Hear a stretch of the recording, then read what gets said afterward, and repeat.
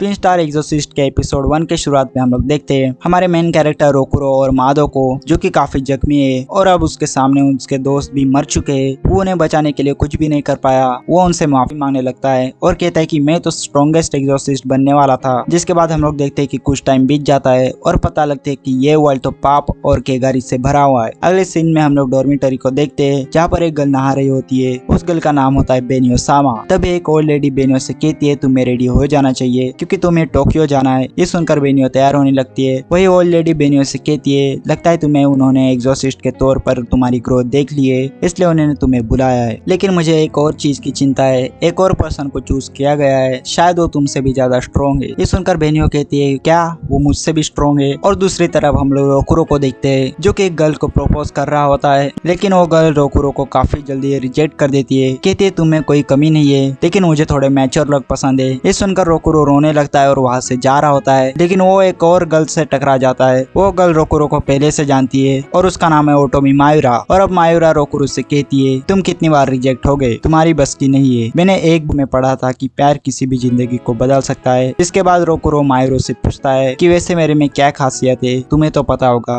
जिस पर मायूरा कहती है कि तुम तो कुछ भी खा सकते हो और तुम अपने शूले से खुद बांध देते हो, उसके अलावा तुम्हारे अंदर कोई भी खासियत नहीं है। ये सुनकर रोकुरो और ज्यादा डिप्रेस हो जाता है। तभी रोकुरो देखता है कि कुछ बच्चे एक छोटे बच्चे का बैग छीनकर उसे परेशान कर रहे होते हैं और अब रोकुरो उस बच्चे की मदद करने जा रहा होता है। तभी रोकुरो के पैर के सामने एक बिल्ली आ जाती है जिसकी वजह से उसका बैलेंस बिगड़ जाता है और वो गिरने लगता है और उसी के साथ उसका मुंह एक छोटी सी दीवार पर लग जाता है। लेकिन फिर भी रोकुरो खड़ा होकर उन बच्चों से कहता है इस छोटे बच्चे का बैग वापस कर दो। ये देखकर वो बच्चे भी डर जाते हैं और उस बच्चे का बैग वापस करके वहाँ से चले जाते हैं और वो छोटा बच्चा रोकुरो से शुक्रिया करता है, जिस पर रोकुरो उसे कहता है कि कोई बात नहीं। जिसके बाद हम लोग बेनियो को देखते हैं जो कि ट्रेन में बैठकर अपनी फैमिली फोटो देख रही होती है। तभी हम लोग देखते हैं कि जिस ट्रेन में वो बैठी होती है उस ट्रेन में लाइट चली जाती है। तभी बेनियो के गले में जो नेकलेस होता है वो कहता है क्या यह हवा केगारी है। जिसके बाद हम लोग देखते हैं कि ट्रेन की खिड़की तोड़कर केगारी अंदर आ रहे होते हैं। ये देखकर ट्रेन के अंदर बैठे लोग पैनिक हो जाते हैं और वो ट्रेन से उतरने लगते हैं। सभी लोग के जाने के बाद बेनियो एक टेलिस्मेंट को बाहर निकालती है और कहती है मेरे होते हुए कोई भी जख्मी नहीं होगा।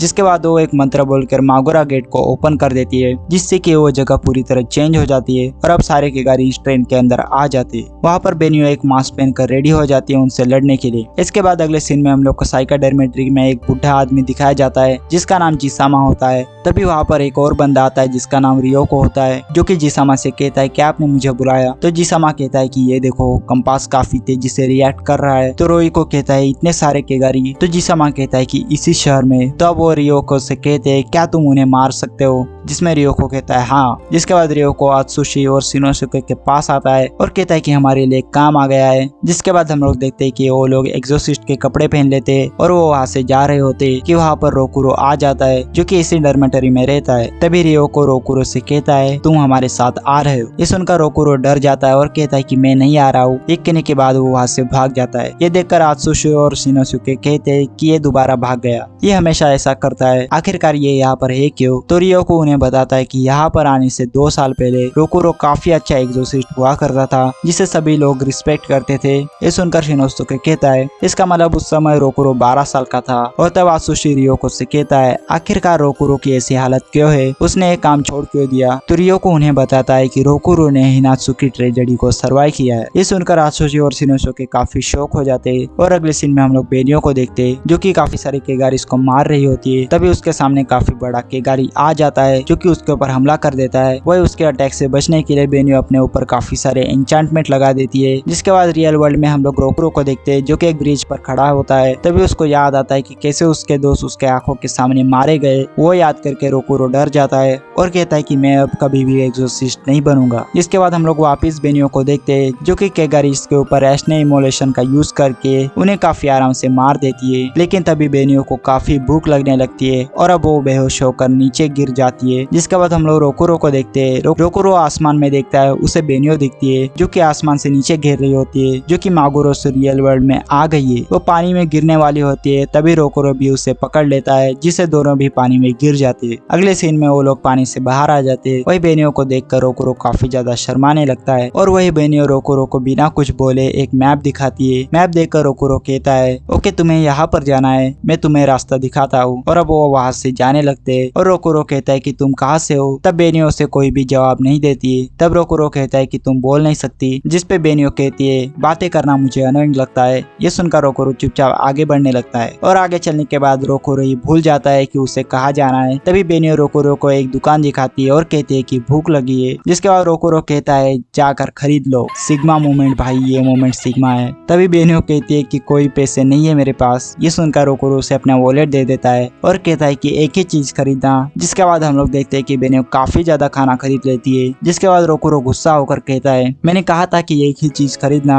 तुमने मेरे सारे पैसे खत्म कर दिए। जिसके बाद हम लोग देखते हैं कि वो लोग आगे जा रहे होते। तभी उनके साइड में से दो बच्चे जा रहे होते। तभी वहाँ अचानक से मौसम चेंज हो जाता है और वहाँ से किगारिस की आवाज आने लगती है। किगारिस की आवाज सुनकर रोकुरो काफी ज्यादा डर जाता है। तभी बेनियो नोटिस करती है कि जो बच्चे साइकिल से जा रहे होते वो गायब हो जाते। बेनियो समझ जाती है कि किगारिस उन बच्चों को लेके जा चुके, जिसकी वजह से बेनियो मागानो गेट को ओपन कर अंदर चली जाती है। ये देखकर रोकुरो शौक होकर कहता है ये तो एक एग्जॉसिस्ट है। इसके बाद वो खुद भी मागानो गेट से मागानो वर्ल्ड में जाता है। वही हम देखते हैं कि एक केगारी उन बच्चों को खाने वाला है। तभी अचानक से बेनियो वहाँ पर आकर केगारी को मार देती है। ये देखकर रोकुरो कहता है कि ये तो काफी स्ट्रॉन्ग एग्जॉसिस्ट है। तभी वहाँ पर और ज्यादा केगारिस आकर उन्हें घेर लेते। ये देखकर रोकुरो अपनी पावर का यूज करने से रोक रहा होता है। तभी हमें वापस बेनियो को दिखाया जाता है, जो कि काफी सारे अटैचमेंट निकाल कर उनके ऊपर एन्चेंटमेंट लगा देती है और जिससे वो काफी जल्दी से जाकर उनके गारिस को मार देती है। ये देखकर रोकुरो कहता है कि ये तो काफी फास्ट है। तभी बेनियो उस बच्चे के पास जाकर उसके घाव के ऊपर अटैचमेंट का यूज करके उस घाव को ठीक कर देती है। ये देखकर रोकुरो वहाँ पर आ जाता है और बेनियो की तारीफ करता है। बेनियो उसे कहती है कि तुम यहाँ पर क्या कर रहे हो। तो रोकुरो उसे कहता है कि तुम्हारी वजह से मैं मागुरो में आ गया हूँ। ये सुनकर बेनियो उसे कहती है कि क्या तुम्हें मागुरो के बारे में पता है, यानी तुम भी एक एग्जॉसिस्ट हो। तभी अचानक जमीन से केगारी आ जाता है। बेनियो उससे लड़ती है और उससे पता चल जाता है ये तो काफी स्ट्रॉन्ग है और बड़ा केगारी है। इसलिए वो रोकुरो को एक अटैचमेंट देकर कहती है तुम इन बच्चों को लेकर मागानो छोड़ दो।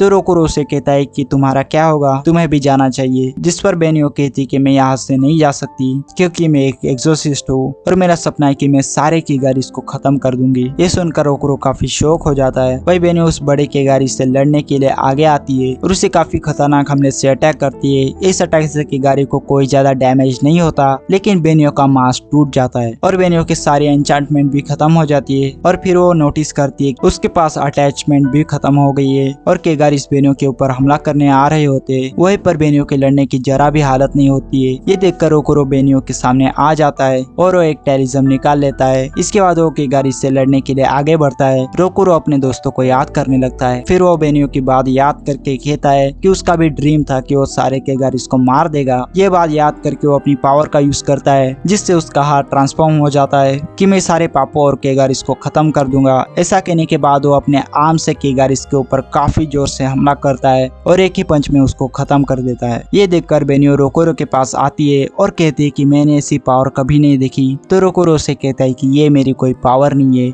बल्कि ये मेरा कर्स है। ये सुनकर बेनियो काफी कंफ्यूज हो जाती है और यहाँ पर एपिसोड खत्म हो जाता है। तो अगर ये वीडियो आपको अच्छा लगे तो इस चैनल को सब्सक्राइब कर देना है इसे एनीमे एक्सप्लेन वीडियोस के लिए, एंड इस वीडियो को लाइक भी कर देना। तो मिलते हैं अगले वीडियो में। Thanks for watching, bye.